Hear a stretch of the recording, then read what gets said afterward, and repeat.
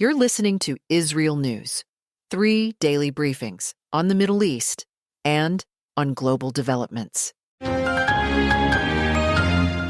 IsReal News, these are the midday headlines for Thursday, April 16th. A major development on Israel's northern front. President Donald Trump announces a 10-day ceasefire between Israel and Lebanon, set to take effect at midnight Israel time. Trump says he spoke with Prime Minister Benjamin Netanyahu and Lebanese President Joseph Aoun, and says both sides agreed to the pause in an effort to move toward peace. He also says he will invite both leaders to the White House for talks. The announcement catches many in Israel off guard. Cabinet ministers reportedly heard about the ceasefire from the media during a phone update from Netanyahu. Netanyahu then told ministers he agreed to Trump's request and says Israeli forces will remain in the security zone during the ceasefire. Lebanon's prime minister is welcoming the move, calling it a central Lebanese demand from the first day of the war. A Hezbollah lawmaker tells Reuters the ceasefire is the result of diplomatic efforts by Iran, but says Hezbollah's commitment depends on Israel fully halting the fighting. Reports say Israel wants to preserve a deep security belt inside southern Lebanon and maintain freedom of military action even during a ceasefire. The deal is triggering fierce backlash in northern Israel. Local leaders and politicians say the agreement does not go far enough to remove the Hezbollah threat. Some call it surrender. Others call it a betrayal of northern residents. Opposition figures say the ceasefire is being imposed on Israel because military gains have not been translated into lasting political results. At the same time, Israel is preparing to allow humanitarian aid into 3 Christian villages in southern Lebanon. According to Israel's Khan News, the aid is expected to enter tomorrow under Israeli military security. There are also new signs of the heavy toll the war has taken on Iran's economy. Iranian officials publicly put the damage at $270 billion, but senior figures are said to believe the real number could be far higher, reaching as much as $1 trillion. Reports say 85% of Iran's petrochemical export capacity has been shut down. Millions of jobs may now be at risk. Iran's central bank reportedly warns reconstruction could take 12 years.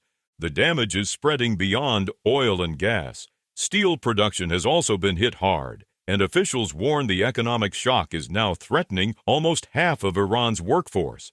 The internet shutdown imposed by the regime is adding to the losses, with online sales collapsing and the Tehran Stock Exchange taking a major hit. The effects are being felt across the Gulf as well. Regional energy infrastructure has also suffered, and one Emirati official says the damage caused by Iran has created a trust gap that could last for decades.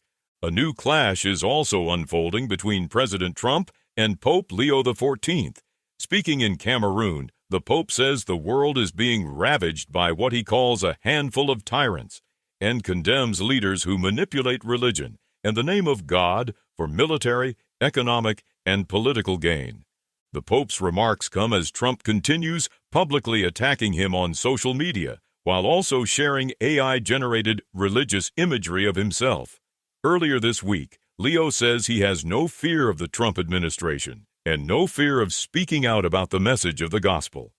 The tension grows sharper after Defense Secretary Pete Hegseth, speaking at today's Pentagon press conference, compares American journalists critical of President Trump to the Pharisees, the Jewish sect that clashed with and denied Jesus Christ. In France, one of the men convicted in the 2011 hit-and-run death of Lee Zeitouni in Tel Aviv is shot and killed near Paris. French reports describe it as an execution. Zeitouni's father says a circle of justice has been closed and hopes the second man involved will also face his day. Also in Europe, France and Italy are advancing major new anti-Semitism legislation. France is moving toward a law banning calls for the destruction of Israel, while Italy may become the first country to write the broader IHRA definition of anti-Semitism into law. Both efforts are drawing criticism from opponents who say the measures go too far and could limit legitimate criticism of Israel. And there is a major development from the war in Ukraine. President Volodymyr Zelensky says Ukrainian forces capture a Russian position using only robots and drones, with no infantry involved. He says no lives are lost in the operation and calls it proof that the future of warfare is already on today's battlefield. Those are the latest headlines from IsReal News. Follow IsReal News for 3 daily briefings. Fast, factual, and to the point.